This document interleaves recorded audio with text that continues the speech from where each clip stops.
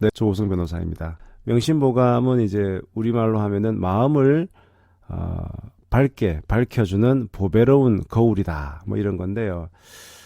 이게 동양 고전 중에 중요한 문장들을 좀 뽑아서 이렇게 추려놓은 그런 글이에요.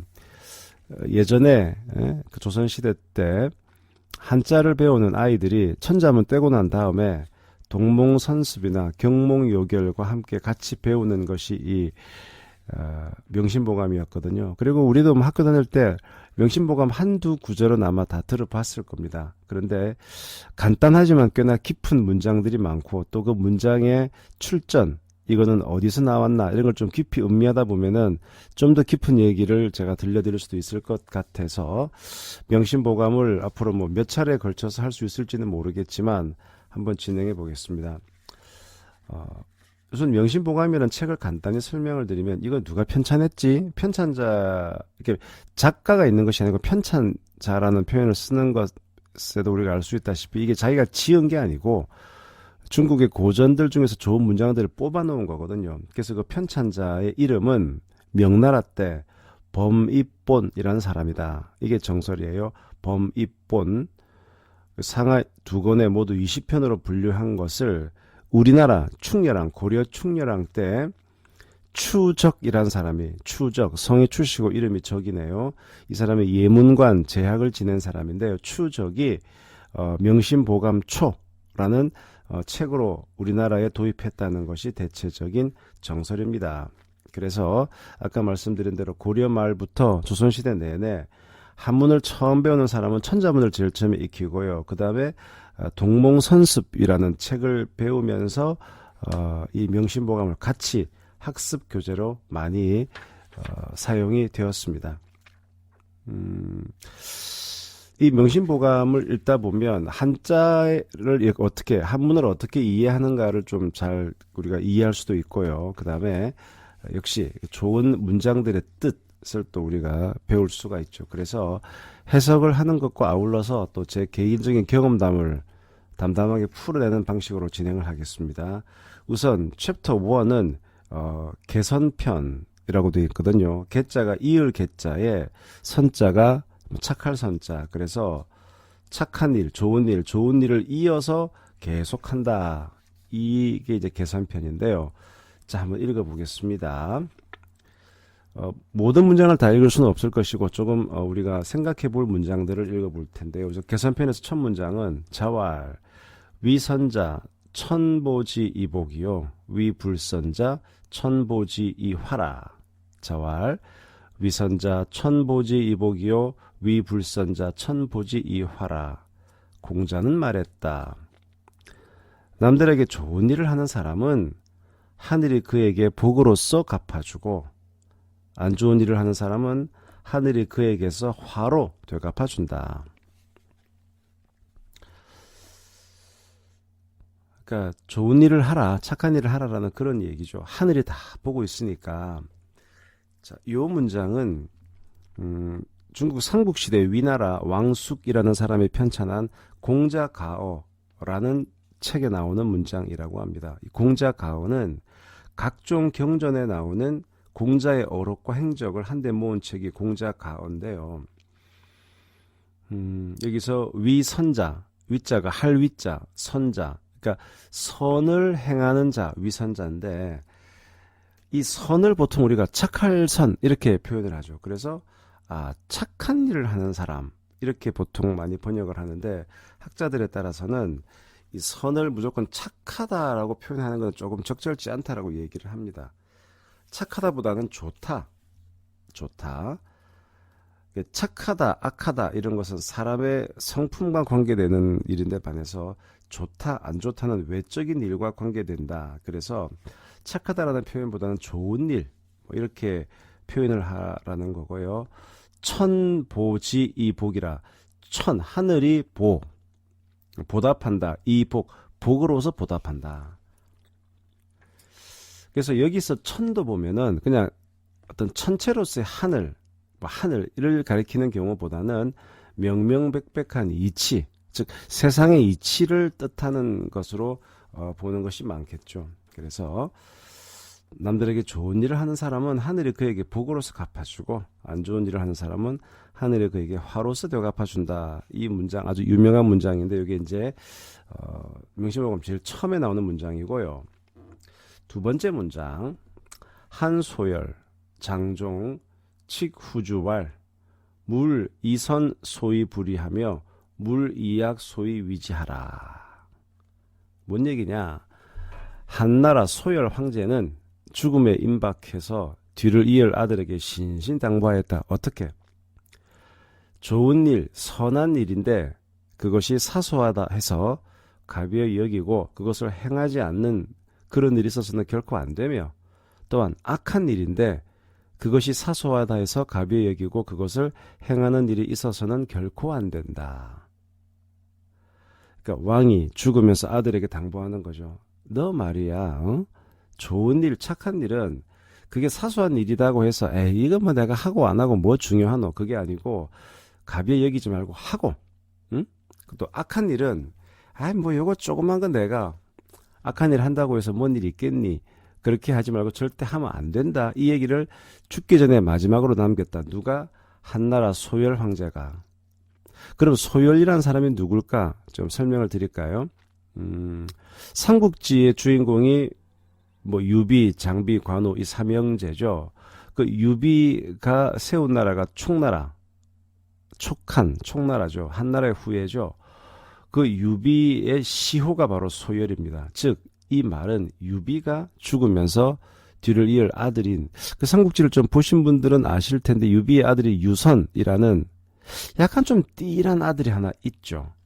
그래서 왜 띠하게 됐냐에 대해서 뭐 누가 장난삼아 얘기하기를 유비의 아들이 조조군의 그쪽 그 진영에 잡혀 있을 때 누가 조자룡이 혼자 뛰어들어가서 그 아들 그때 유선 아들의 그 어릴 때 이름이 아두라고 하는데요. 그 아두를 품에 품고 그 조조군과 뭐 일당백으로 싸우면서 이게 왕자를 구해서 나오는 이 장면 삼국지를 아마 읽어보신 분들은 아실 거예요. 진짜 일당백으로 싸워서 아두 나중에 이름 유선을 구해 오죠. 그러니까 거의 뭐 피칠갑이 된 상태에서 조자룡이 돌아와서 유비 황제에게 왕자님을 데리고 왔다 이렇게 얘기를 하니까 그때 유비가 어떤 제스처를 취합니까? 그 힘들게 데리고 온 아이를 팽개치면서 땅에 팽개치면서 이 못난 놈 때문에 훌륭한 내 장수 하나가 죽을 뻔했구나 이런 장면이 나오죠. 그러니까 아니 이 어린애 한 놈 때문에 정말 나랑 큰 일을 하게 될 내가 정말 소중한 내 아우, 내 장수 자룡이가 죽을 뻔했구나. 이 장면이 나오죠. 그러니까 그걸 보고 얼마나 조자룡은 감동했겠습니까? 근데 아들은 뭔 죄예요? 어린애가 그 땅에 처박히고 그래서 그때 이후로 이 아두가 좀 이 머리가 좀 띨띨해진 거 아니냐 뭐 이런 얘기들을 하곤 해요. 어떻든 그 아들 아두 어른 이름은 유선에게 이런 말을 전했던 거죠. 자 그러면 과연 이 유비의 당부를 그의 아들인 유선이라는 사람은 기원 후 207년부터 271년까지 살았던 사람인데요. 제대로 잘 개성했는지를 한번 살펴보면 진나라 학자인 진수의 삼국지 그게 정사죠. 삼국지 촉서라는 데 보면 이렇게 나와요. 유선을 평가하기를 유선은 현명한 승상에게 정치를 맡겼을 때는 도리를 따르는 군주였지만 환관에게 미혹됐을 때는 우매한 군주였다. 평가가 아주 극과 극으로 나뉘죠. 자, 유선이 현명한 승상에게 정치를 맡겼을 때 이 현명한 승상이 누구였겠어요? 제갈량이죠. 제갈량. 유비가 제갈량보다 먼저 죽죠. 또 유명한 유언이 있어요. 유비가 제갈량에게 이런 유언을 남깁니다. 제갈승상 제발 우리 아들을 좀 애가 좀 띠라긴 한데 잘 보필해서 이 촉나라를 망하지 않게 잘 좀 다스려 주시오 라고 얘기를 하고 더 나아가서 이런 얘기를 해요. 만약에 제갈승상 당신이 볼 때 도저히 우리 아들로는 이 나라 이 제대로 관리 못하겠다 그러면 제갈세상 당신이 왕이 되시오. 이런 유언을 남겨요. 그러니까 제갈량이 깜짝 놀라죠. 아니 그거는 안 될 말입니다. 아니요. 잘 판단해서 제갈승상이 안 된다 싶으면 그렇게라도 하시오라는 얘기를 했다는 거예요. 삼국지에 그 말이 나오거든요. 그만큼 유비의 제갈량에 대한 그 신임은 참 높았죠. 어떻든 이 아버지가 돌아가시면서 유선에게 그렇게 했는데 유선은 제갈량이 승상으로 있을 때는 그런대로 정치를 잘 펼쳤지만 그 뒤에는 그 환관, 그 황호라는 환관을 총애하면서 혼락에 빠져서 결국 이 총나라는 위나라에 항복하고 나라를 넘겨주게 되죠. 그 아버지의 이 유언을 제대로 잊지를 못했죠. 자, 이렇듯 우리가 보통 그냥 명심보감을 그냥 뜻으로만 해석하는 책은 많은데 이렇듯 요 비하인드 스토리까지 이렇게 제가 좀 소개를 하면서 이제 명심보감을 좀 읽어 나가겠습니다. 자, 계속 개선편 이어갑니다. 이런 말이 나오네요. 장자왈 1일 불렴선이면 제약계자기라. 장자왈 1일 불렴선이면 제약계자기라. 장자는 말했다.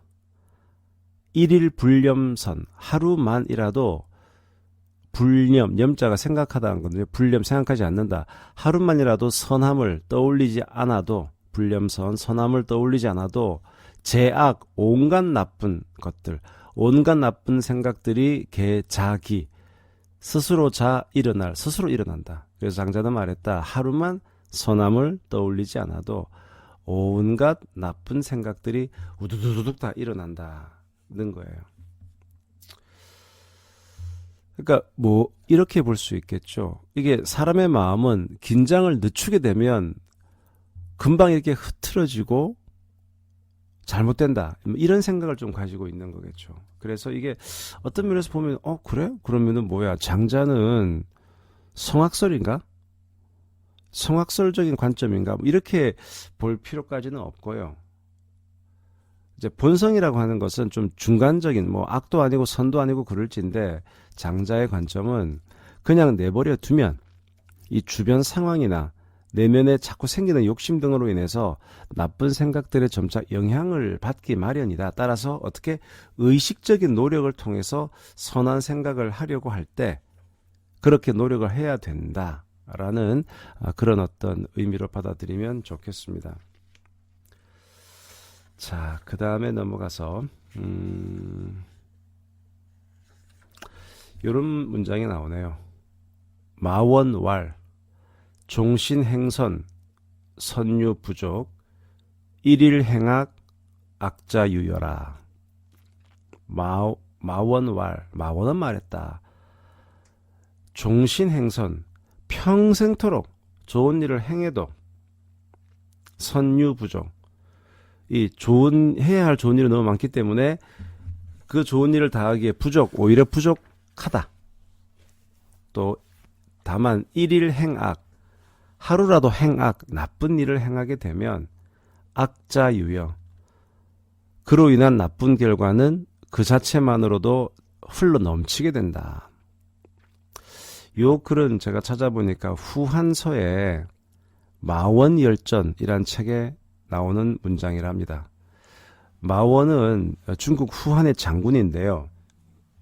그 당시 왕이 광무제를 모셨는데 광무제 치하에서 장군으로 있으면서 서쪽의 티베트, 또 북쪽의 흉노, 남쪽의 베트남 변방을 정벌하는데 큰 공을 세웠던 장군이라고 합니다.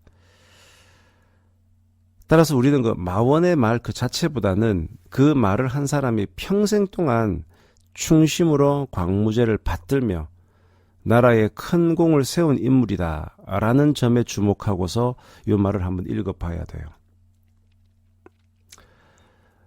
자, 평생토록 좋은 일을 행해도 행해야 될 좋은 일은 너무 많기 때문에 그 좋은 일을 다하기에는 오히려 부족한데 그 다음 문장 단 하루만 나쁜 일을 행해도 그로 인한 나쁜 결과는 그 자체만으로 흘러 넘치게 된다.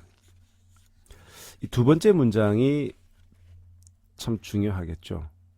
그러니까 이게 참 뭐랄까 효율성을 따져봤을 때 좋은 일은 막 많이 해도 이게 많이 해도 참 부족하다는 얘기죠. 근데 요놈의 나쁜 일은 하나만 딱 해도 요게 그 효과가 금방 드러나서 참 뭐랄까 나한테 나쁜 영향을 끼친다. 그러니까 우리는 이게 그 나쁜 일이라는 게 영향을 훨씬 더 많이 미친다. 그래서 우리는 좋은 일보다 나쁜 일을 하지 않도록 더 노력을 해야 된다. 이런 관점으로 이해를 하면 되겠습니다.